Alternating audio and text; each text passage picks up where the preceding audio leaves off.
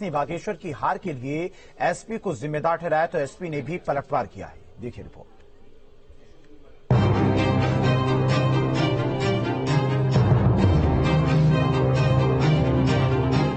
SP और कांग्रेस में रार कैसे बनेगी आईएनडीआईए सरकार। एकजुटता का दम भरने वाले विपक्षी दलों का आईएनडीआईए गठबंधन बिखराव और टकराव के मोड़ पर है। कुछ दिन पहले गठबंधन की ओर से सीटों के बंटवारे को लेकर समन्वय समिति की बैठक जरूर हुई थी, लेकिन देश के सबसे बड़े सियासी सूबे उत्तर प्रदेश में घोसी उपचुनाव के बाद एसपी और कांग्रेस के बीच तल्खी नजर आ रही है, जिसकी वजह उत्तराखंड के बागेश्वर सीट को माना जा रहा है। ये हम सब लोगों ने बड़ा मन करके, जैसे बार बार अखिलेश यादव जी का बयान आया था कि कांग्रेस के लोग बड़ा मन करें, हम लोगों ने बड़ा मन करके उनका समर्थन किया, सहयोग किया। और कांग्रेस का एक एक कार्यकर्ता, आप सब लोगों ने देखा होगा, हमारा एक एक कार्यकर्ता केवल मऊ का ही नहीं, मऊ, आजमगढ़, गाजीपुर, गोरखपुर, कई जिले के कार्यकर्ता दिन रात आकर मेहनत किए और घोसी में इंडिया गठबंधन का चुनाव जीता।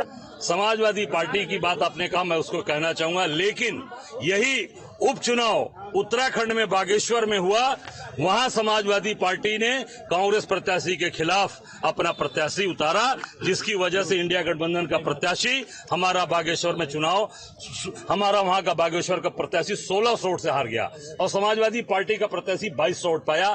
तो ये बड़ा मन कांग्रेस दिखा रही है, कांग्रेस सबको लेकर चल रही है। अब ये उनकी सोच है, वो हमारे साथ रहेंगे या क्या करेंगे। वहीं दूसरी ओर इसे दबाव की राजनीति के तौर पर भी देखा जा रहा है। देखिए, समाजवादी पार्टी का इन सभी राज्यों में वर्चस्व है। यहाँ पे समाजवादी पार्टी का वोट बैंक है और निश्चित रूप से हर पार्टी चाहती है कि वो जहाँ पे उनका जिस क्षेत्र में वो अच्छा चुनाव लड़े, वहाँ पे वो चुनाव लड़े, सीटें जीते। समाजवादी पार्टी मध्य प्रदेश में भी सीटें जीत चुकी है, छत्तीसगढ़ में भी जीती है। निश्चित रूप से इंडिया गठबंधन मिल बैठ करके तय कर लेगा कि कौन सी सीट पे कौन सी पार्टी चुनाव लड़ेगी। हाँ, समाजवादी पार्टी दोनों राज्यों से मजबूती से चुनाव लड़ना चाहती है। देखिए, अजय राय जी उत्तर प्रदेश कांग्रेस के नवनियुक्त अध्यक्ष हैं। मुझे लगता है कांग्रेस को उत्तर प्रदेश में मजबूत करने के लिए उनको प्रयास करने चाहिए और इंडिया गठबंधन एक साथ में है। इंडिया गठबंधन देश की सत्ता से भारतीय जनता पार्टी को हटाने के लिए लामबंद है। निश्चित रूप से बिना मतलब की बयानबाजी से सभी नेताओं को बचना चाहिए और अपने अपने संगठनों को, अपने अपने दलों को मजबूत करने का काम करना चाहिए। कांग्रेस की तरफ से ये भी कहा जा रहा है कि इंडिया गठबंधन को लेकर कांग्रेस और एसपी की तरफ से राष्ट्रीय नेता के अलावा किसी को बोलने का हक नहीं है। देखिए, गठबंधन, इंडिया गठबंधन को लेकर दीपक सिंह की कोई राय हो, अजय राय की कोई राय हो या समाजवादी पार्टी के किसी छुटभैया नेता की कोई राय हो, वो माने नहीं रखती है। सवाल इस बात का है कि इंडिया गठबंधन एक नेशनल उसका स्वरूप है, उसकी राष्ट्रीय स्तर पर बैठकें हो रही हैं, राष्ट्रीय नेता या राष्ट्रीय नेता के प्रतिनिधि के रूप में लोग वहां शामिल हो रहे हैं। तो इंडिया गठबंधन मजबूत है, एक है।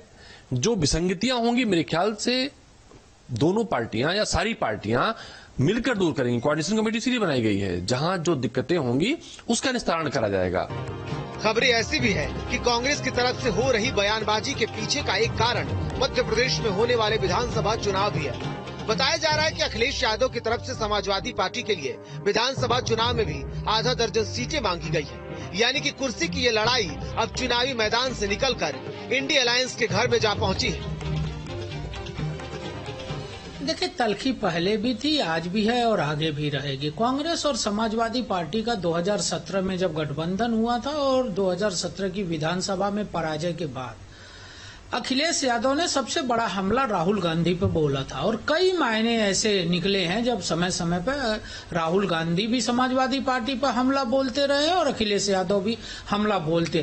कहीं न कहीं इनका गठबंधन नहीं है। ये जो हमारे नेता आदरणीय मोदी जी कहते हैं कि ये ठगबंधन है, उसी ठगबंधन का ये परिणाम है। जानकारों का मानना है कि एसपी की तरफ से मध्य प्रदेश में जो सक्रियता दिखाई जा रही है, उसके पीछे का कारण भी लोकसभा चुनाव ही है, क्योंकि यूपी में समाजवादी पार्टी कांग्रेस को ज्यादा सीटें देना नहीं चाहती है। इसी कारण वह पहले से ही अन्य प्रदेशों में जहां पर कांग्रेस अच्छी स्थिति में है, वहां सीटें मांगकर गठबंधन धर्म की परीक्षा लेना चाहती है। देखिए, इंडिया गठबंधन में समाजवादी पार्टी और कांग्रेस के बीच जो तल्खी बढ़ी है, उसकी वजह है बागेश्वर, जो उत्तराखंड का विधानसभा क्षेत्र है, जहां पे अभी बाई इलेक्शन हुए। वहां पे समाजवादी पार्टी के कैंडिडेट को जो वोट मिले उससे थोड़े कम वोट से कांग्रेस हार गई। ये बात कांग्रेस को पच नहीं रही है कि एक तरफ तो गठबंधन है, दूसरी तरफ हम लोग एक दूसरे के आमने सामने हार का कारण बन रहे हैं। दरअसल ये विधानसभा चुनाव में ये प्रॉब्लम है। लोकसभा चुनाव में हर पार्टी का अपना सेपरेट इलाका बन गया है। जैसे टीएमसी के इलाके में कांग्रेस और लेफ्ट बहुत कमजोर है, तो दबदबा टीएमसी का है। उत्तर प्रदेश में समाजवादी पार्टी का दबदबा है। मध्य प्रदेश, राजस्थान, छत्तीसगढ़ वगैरह में कांग्रेस का दबदबा है। उत्तराखंड में कांग्रेस का दबदबा है। लेकिन विधानसभा चुनाव के लिए अभी कोई तालमेल इन लोगों के इनका नहीं हुआ है। तो अगर समाजवादी पार्टी विधानसभा चुनाव में अपनी ताकत बढ़ाने के लिए मध्य प्रदेश, राजस्थान, छत्तीसगढ़ में प्रत्याशी खड़े करेगी, तो उसपे भी इनकी रणनीति साफ नहीं है कि ये इंडिया गठबंधन क्या करेगा। समाजवादी पार्टी इस तरह की रणनीति पर काम कर रही है कि अगर लोकसभा के चुनाव में उसे कांग्रेस को उत्तर प्रदेश में अपने प्रभाव वाली सीटें देनी भी पड़े, तो उसकी भरपाई अन्य प्रदेश में कर ली जाए, जिसका दबाव एसपी ने मध्य प्रदेश के विधानसभा चुनाव से शुरू कर दिया है। इस बीच सवाल ये है कि दबाव की सियासत और गठबंधन धर्म की परीक्षा के चक्कर में तल्खियां इतनी न बढ़ जाए कि इंडिया गठबंधन 24 के रण में जाने से पहले ही बिखर जाए। Team news state. मथुरा में वृंदावन के पागल बाबा मंदिर में ड्रेस कोड लागू किया गया। मंदिर में आधुनिक कपड़े पहनने वाले श्रद्धालुओं को अब प्रवेश नहीं मिलेगा।